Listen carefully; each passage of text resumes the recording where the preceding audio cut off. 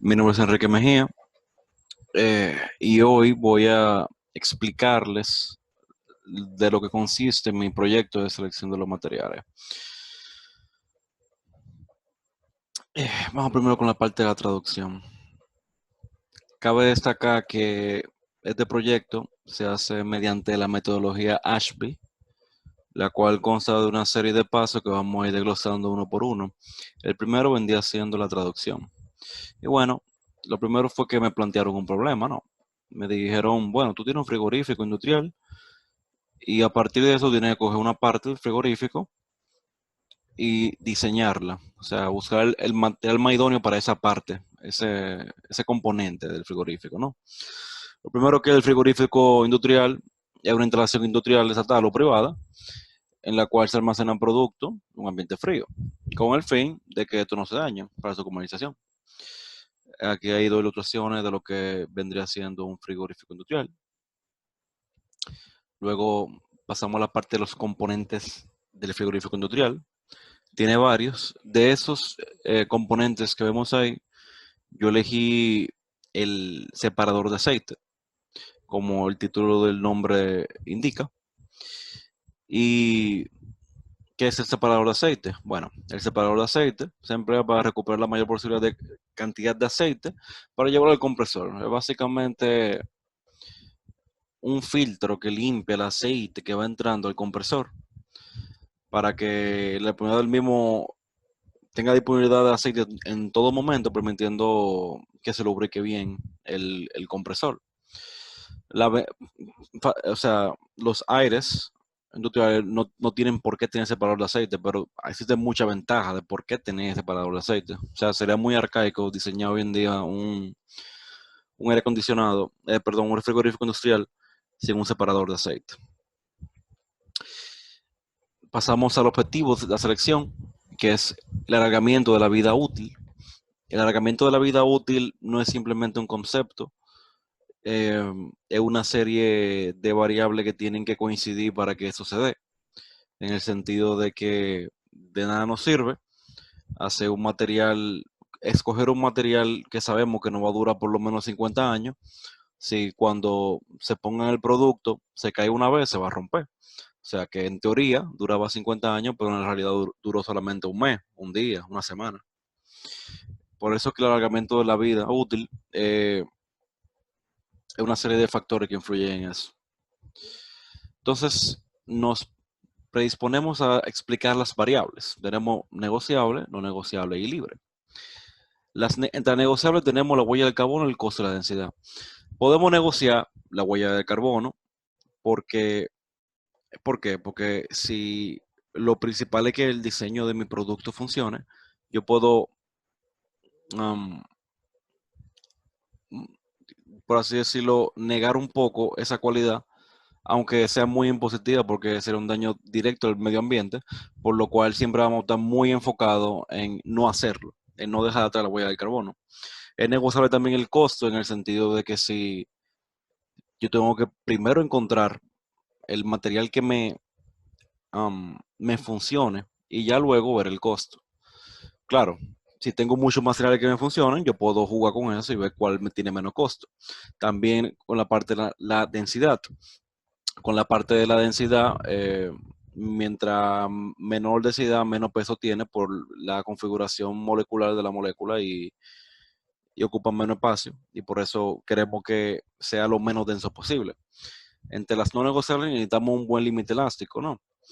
Esto es una característica básica para todos los diseños, como bien la profesora siempre menciona, y es lo que siempre vamos a tratar de maximizar un buen límite elástico, también un buen módulo de Young, y entramos a la parte de el tema de la durabilidad. Necesitamos una buena resistencia al agua dulce y salada, y también una, una buena resistencia al ácido fuerte. ¿Por qué buena resistencia al agua dulce y salada? Porque, como el mismo nombre lo indica, el separador se está entre el compresor y no es que tenga por qué pasar, no tiene por qué estar en contacto con el agua, pero es mucho mejor prevenir porque muchas de las se pasan por el río humano. Y con la parte del ácido fuerte, bueno, el aceite es un ácido fuerte y el nombre lo indica, separador de aceite.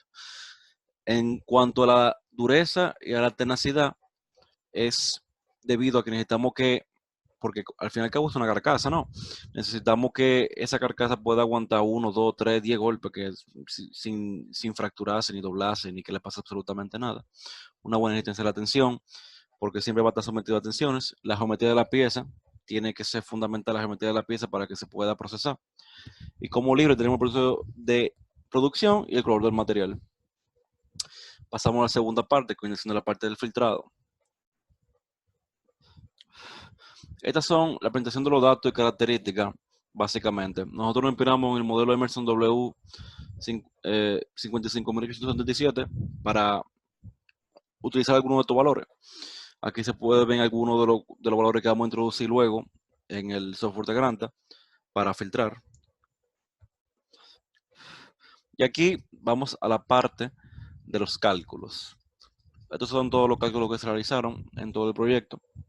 No en todo el proyecto, sino en esta parte. El primero fue la cedencia, que fue un dato que se nos dio con el modelo Emerson 55177. Y es que más o menos oscilaba entre eso la cedencia, entre 1500, más o menos por ahí. Entonces, eso en Pascal son 10 millones de pascales. Y vemos que abajo en el esfuerzo yo usa el mismo número, pero un poco más grande. Y eso se debe a que se usa un factor de seguridad de 5 PSI. Por eso que cuando se va a la parte de esfuerzo se ve más grande. Entonces tenemos el esfuerzo que va a ser igual a esa misma cedencia más el factor de seguridad multiplicado por el radio dividido entre el espesor de las paredes, dándole un total de 31 millones de pascales. En el área tenemos el área, recordamos que nuestra carcasa es un cilindro, tenemos el área de un cilindro, que la fórmula bien lo explica, y al final nos da 1.11 metros cuadrados. Calculamos el módulo de Young en base al esfuerzo dividido entre la elongación que nosotros pensamos que es pertinente, dándonos un total de 1 billón de pascales. El límite elástico vendría siendo el mismo valor de la cedencia y la tensión de rotura vendría siendo ese mismo valor de la cedencia dividido entre el área. Luego de eso, introducimos las variables pertinentes en Granta. Aceptable o excelente en el agua. Tiene que ser excelente en aceite porque es lo que más va a tener en contacto. Tenemos que fijar la geometría de la pieza como si fuera un prisma asimétrico con un hoyo plano. Tenemos que introducir los valores tanto del módulo de Young como del límite elástico, como la tensión y la elongación de por lo menos 10%. ¿Por qué por lo menos 10%? Porque así nos evitamos encontrar cierto tipo de materiales que no podrían ser utilizados. Por ejemplo, antes me pasaba que me parecía el borosilicato como un material idóneo. Y por todo bien sabido que el borosilicato se utiliza para hacer tubo de ensayo o el Meyer. O sea, no es un buen material para este proyecto. En la parte reciclable pusimos que tenía que ser reciclable. Pusimos la temperatura máxima mínima de servicio. Y estos fueron los resultados. Fueron todos los resultados. 209 de 4169 que posee la base de Granta del 2020. Y pasamos rápidamente al ranqueo. Sería la tercera fase. En la parte de ranqueo utilizamos 6 tipos diferentes de índice para ranquearlo. ¿Por qué? Porque queremos ver la mayor gama de índice para poder tener un mejor ranqueo basado en todos los puntos de vista que podamos tomar. Como pueden ver, la tabla menciona los índices, el grado de importancia, la fórmula, la justificación. El primer índice que tenemos es el límite elástico dividido entre la densidad por el precio. ¿Por qué? Porque, como siempre hemos dicho, se ha dicho en las clases que la máxima concentración de esfuerzo tiene que ser o estar por debajo del límite elástico de material. Entonces, por esa razón, tiene que ser el principal parámetro de selección. Lo dividí entre la densidad del precio, como hice con varias más, porque realmente son dos buenas formas de minimizar tanto el peso y el costo. En el segundo índice tenemos la dureza, porque queremos que nuestra pieza aguante. En el tercer índice tenemos la tenacidad. Esta vez dividido entre la densidad por el consumo de energía, porque también no solamente nos podemos enfrascar en ver disminuir tanto el peso como el costo. Después buscamos la densidad dividida entre la huella de carbono para que nos dé la huella volumétrica para saber qué tanto se contamina. Y los dos últimos, que por grado de importancia sería la tensión de rotura y el esfuerzo de fatiga. ¿Por qué son los dos menos importantes? Bueno, porque la tensión de rotura realmente no es que sea un factor tan importante ni que esté expuesto en otro material, y el esfuerzo de fatiga tampoco, pero nosotros lo ponemos porque puede darse el caso de que se vea inmerso en eso. Estos son los límites, las gráficas que se hacen, la fórmula y los 5 mejores rankeados por cada categoría de índice, ¿no? Este viene siendo el índice 6, es del índice 5, es del 4, este es el 3, este es el 2 y este es el 1. Luego pasamos a la matriz de puntuación. Esta matriz de puntuación, nosotros pusimos todos los materiales que fueron el top 5 en cada uno de los índices. Y bueno, el indicador 1 vendría siendo el que tiene más valor. Lo que simplemente se hace es que se multiplica el grado de importancia por el top en el que quedó rankeado. Si uno quedó de primero en cualquier índice, se le pondría un valor de 5 porque sería lo máximo que podría aspirar. En el caso del aluminio en Commercial Purity 1.0, como él fue el que quedó en el índice del límite elástico dividido entre la densidad por el precio, en el número 1 sacó 5 puntos. Y esos 5 puntos, al multiplicarlo por grado de importancia 6, nos da un valor de 30 puntos. Y así sucesivamente, hasta que nos queda rankeado los 3 primeros, que serían 3 aluminios. Pasamos a la parte de documentación. En la parte de documentación, no me devuelvo un poco. No sé si se fijaron que el top 5 de los que quedaron mejor rankeados todos son aluminio. Por eso me vi intrigado en no simplemente documentar los 3 primeros, sino los 5 primeros, debido a que todos pertenecen a la misma familia de los aluminios. Y al investigar un poco, indagar, vi que todos tenían prácticamente la misma densidad y el mismo precio. Pues por ende quise por así decirlo, compararlos a todos. En la parte de comunicación tenemos el primero rankeado, el material número 1, que es el aluminio comercial Purity 1.0. Esto va a aparecer en todos, básicamente. No en todos exactamente lo mismo, pero todos son aluminio. Es un metal no ferroso que pertenece a la familia de los aluminios, más específicamente en los forjados, en la serie 1000. El aluminio de la serie 1000 es un material suave, muy dúctil, con un nivel fácil de trabajo. Este material es muy adecuado para aplicaciones que implican un encofrado severo, porque se endurece más lentamente durante el proceso de conformado. El aluminio de la serie 1000 toma extremadamente bien en la soldadura y es el más soldable de todas las relaciones de aluminio. En la base de datos de Granta solamente apareció que su uso típico era los reflectores de alta calidad. Y el productor más cercano es Magnitude 7 Metals, ubicado en Marson, Missouri, Estados Unidos. Pasamos al material número 2, también un metal no ferroso que pertenece a la familia de los aluminios, más específicamente en la forjada, la serie 1000, exactamente el 1050. Y este es un aluminio puro, solo tiene una maquinabilidad justa debido a su vida de insolación. El temperamento medio duro aumenta la dureza sobre la aleación base recocida suave, pero no se puede describir como libre astillado en comparación con el aluminio más duro aliado.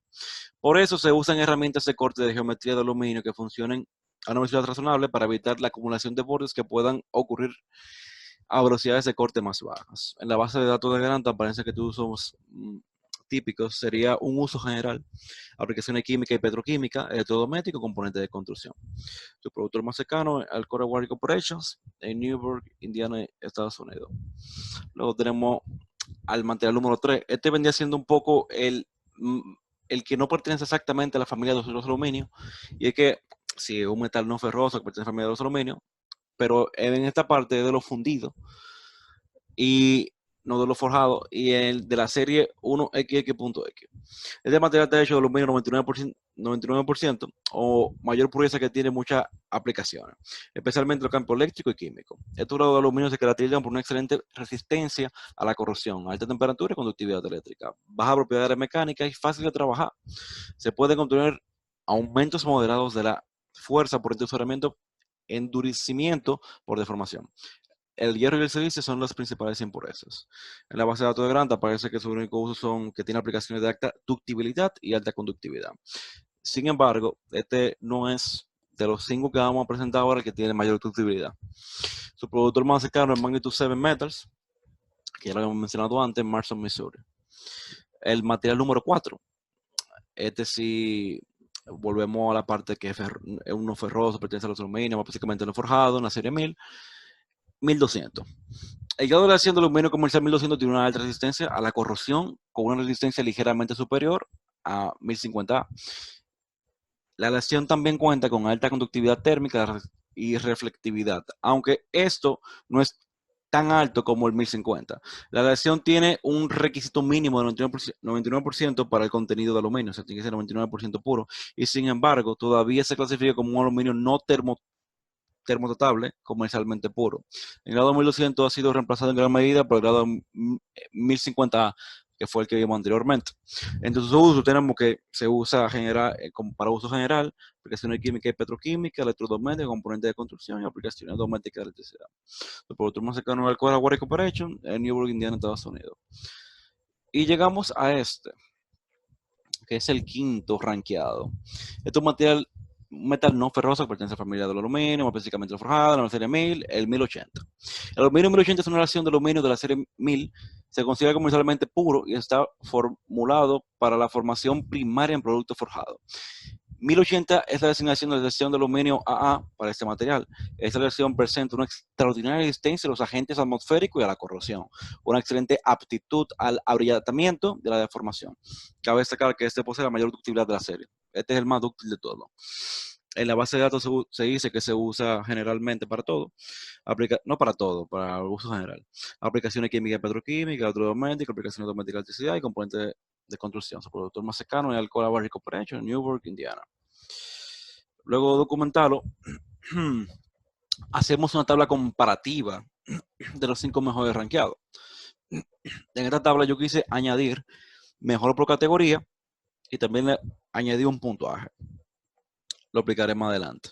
Como podemos ver, tenemos varias propiedades interesantes, ¿no? Si vemos en la segunda fila, bueno, sería la cuarta, pero la segunda que tiene datos, ¿no? Que será el límite elástico, podemos ver que el que presenta mayor límite elástico de los 5 materiales vendría siendo el quinto.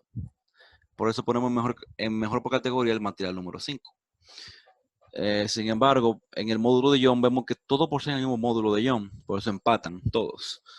En cuanto a la tercera propiedad, que sería la dureza, vemos como el material número 3 es el que posee mayor dureza. Luego de aquí, la tenacidad, hay 3 que empatan por poco. Perdón, 4 que empatan por poco. Porque simplemente el material 3 es ligeramente menos tenaz.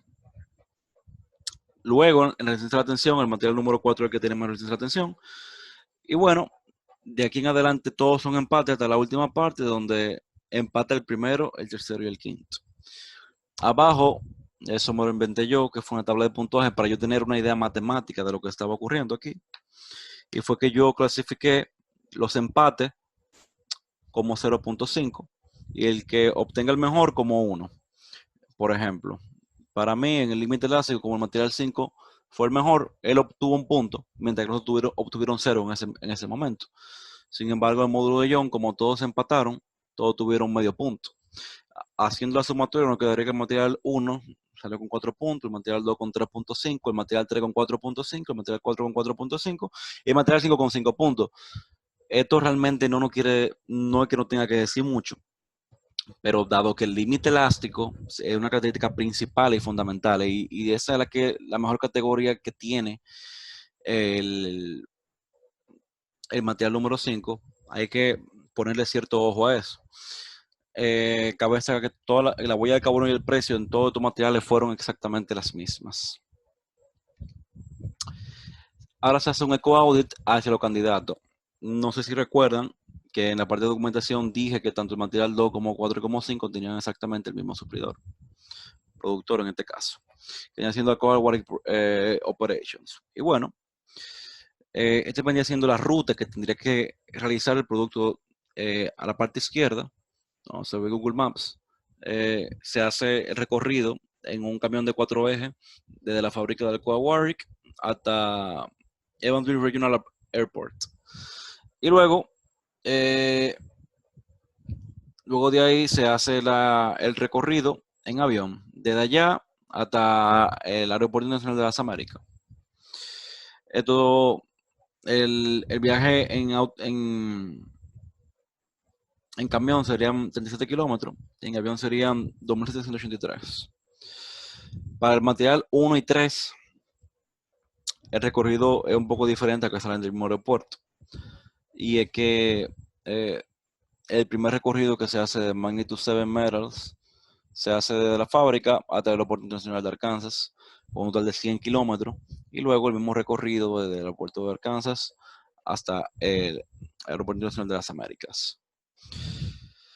Luego de que hemos descrito la ruta que se tomarían los aviones y los camiones de 4 ejes, procedemos a introducir los datos en Granta. Yo me quise ahorrar el paso de tener que comprar uno por uno todos los candidatos a ser elegidos como el material a trabajar, porque si salen del mismo sitio y llegan al mismo sitio, es básicamente lo mismo, se pueden ver los datos desglosados. O sea, me ahorré un paso, básicamente. En vez de poner 5 ecuadores, solamente utilicé 2. Pero bueno, como podemos ver en el ecuador de arriba, tanto como el de abajo, se hizo solamente una prueba de una unidad, cada una con una masa de 1 kilogramo, que no es cierto. El kilogramo, el peso normal que entendía siendo la carcasa del separador de GT sería un 0.70 más o menos. Y como podemos ver, en la parte de arriba tenemos el material 2, 4 y 5, que salen del mismo sitio. Y de Warwick Operations. Y abajo tenemos los dos materiales que salen de Magnitude 7. Y ahí nosotros lanzamos el informe. El informe muestra lo siguiente. En huella de carbono podemos ver que los 5 materiales producen exactamente la misma cantidad de huella de carbono. Y en transporte es donde se ve una ligera diferencia. Es donde se ve una ligera diferencia.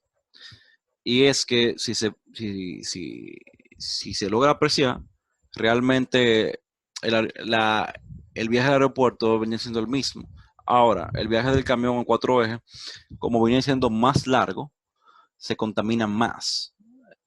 Como se puede ver, el número de arriba es 0.014 y el de abajo, en el viaje del camión de 4 ejes, es 0.0075. Se contamina más solamente en el camión de 4 ejes. Pasa lo mismo con el consumo de energía.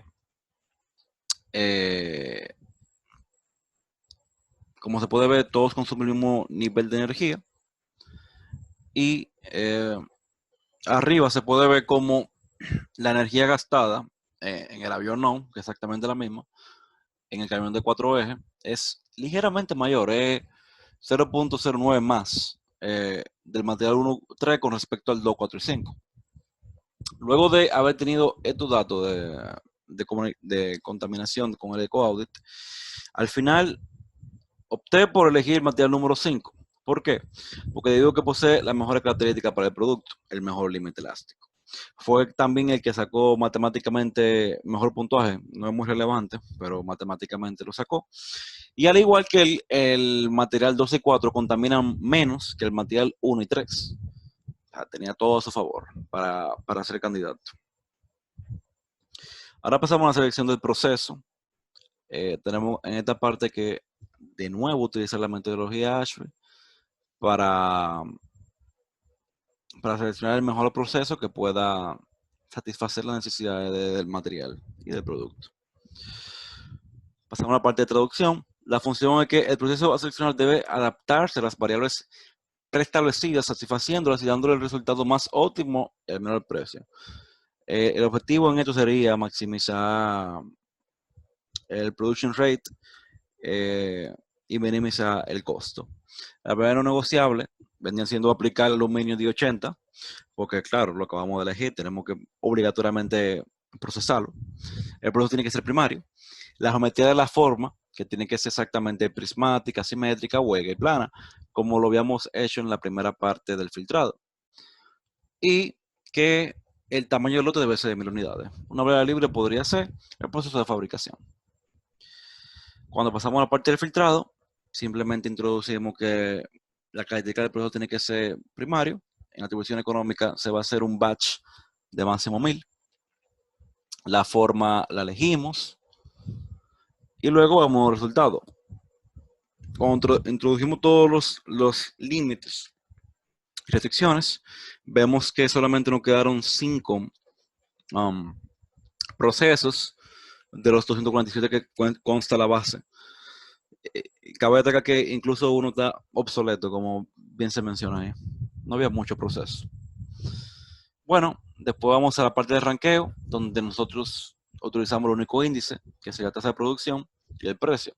Entonces, esto vendría siendo que, además de que al ver cada uno de los procesos que quedaron restantes detenidamente y leer cada una de sus características, me di cuenta que el que más número englobaba realmente era la tasa de producción y precio, que era realmente el que yo quería hacer desde el principio. Porque si se utilizaba otro tipo de índice, no quedaban 4, quedaban 3, o quedaban 2, o quizá ninguno podía clasificar porque no contaba con esa característica. Luego que se hace el gráfico de índice, como se puede ver, habían 5, ahora quedan 4. Quedando primero como el Hot Open Die Forging. Y pasamos a documentar.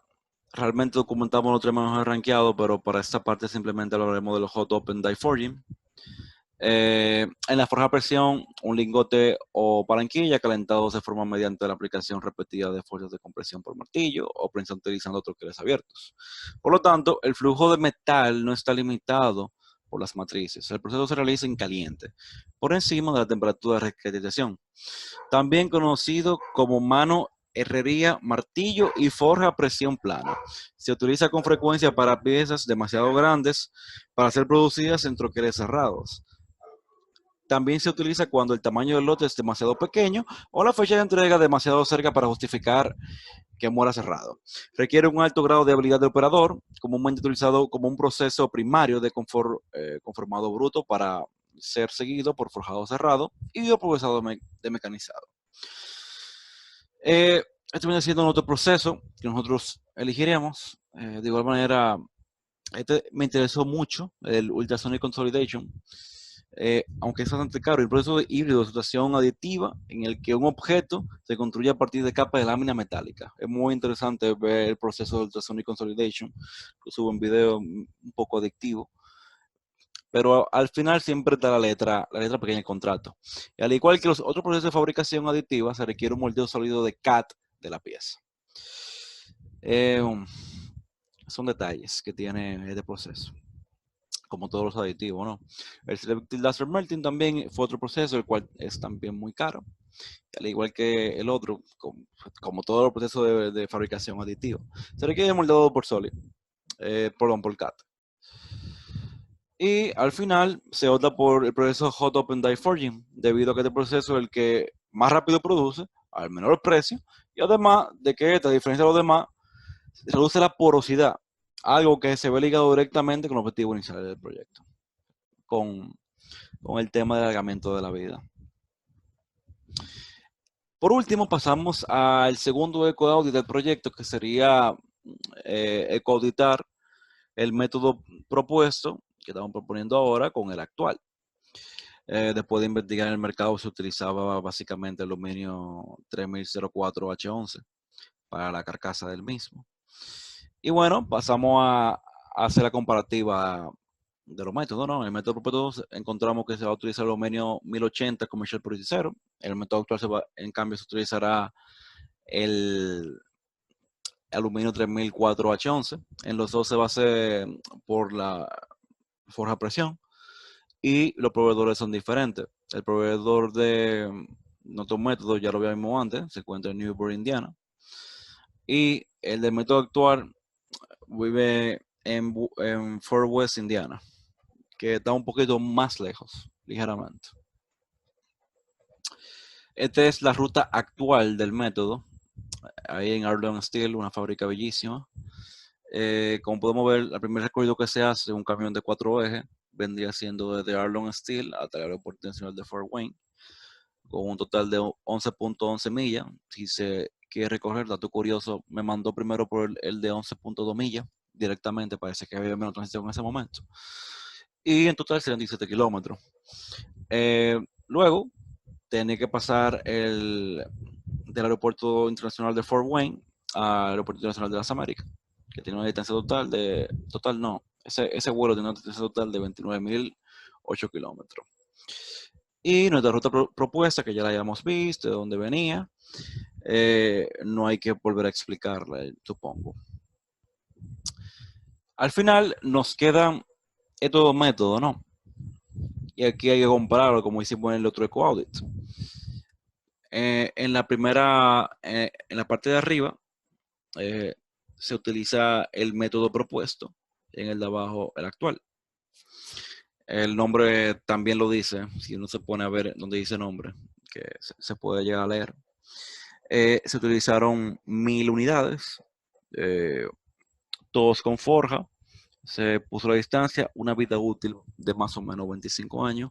Y para el actual, perdón, para el propuesto, una masa 0.67 cuando el actual es 0.7. ¿Por qué se hace eso? Porque realmente la carcasa ronda entre eso, el 0.7, quizá un poquito más. Pero como el material actual es mucho más denso, no mucho más, es más denso simplemente, que que proponemos, pues debido a eso se puede intuir que tiene un poco menos de peso. Al final, en el resultado del EcoAudit, podemos ver que el método propuesto con respecto al actual es mucho menos dañino, medioambientalmente hablando. Se consume 4% menos de energía y se produce 6% menos de huella de CO2. Llegando a la parte final de la conclusión. Y bueno, yo podría leer realmente lo que escribí aquí para la conclusión, pero creo que no me hace falta porque la conclusión es que el trabajo realmente me pareció a mí muy interesante. Aprendí mucho. O sea, la parte realmente que... Bueno, eso sería más experiencias personales. Voy a dar la conclusión real del trabajo y que vendría siendo que, bueno, se realizó, se cumplieron todos los objetivos planteados en el principio. Gracias a este producto se puede garantizar una mayor longevidad, salvaguardando cualquier tipo de impacto, porque es bastante tenaz. Se pudo comprobar que realmente es mejor, eh, hablando en sentido, claro, de dañar al ecosistema con el método actual. Además de eso, seguí indagando y vi que el precio es mucho menos y la densidad es mucho menos, o sea que mucho mejor todavía. Y por esa parte yo pienso que el trabajo se completó de manera satisfactoria. Ahora como experiencia personal diría que realmente me gustó mucho. En especial la parte de los índices y también en la parte del ecoaudit. O sea, en la parte de los índices uno puede quedarse horas y horas viendo índice y índice y jugar con eso básicamente, ¿no? Pero nada, para no alargar un poquito, para no alargar eso más, desearle buenos días, buenas tardes, buenas noches a todo el mundo y que tengan feliz resto del día.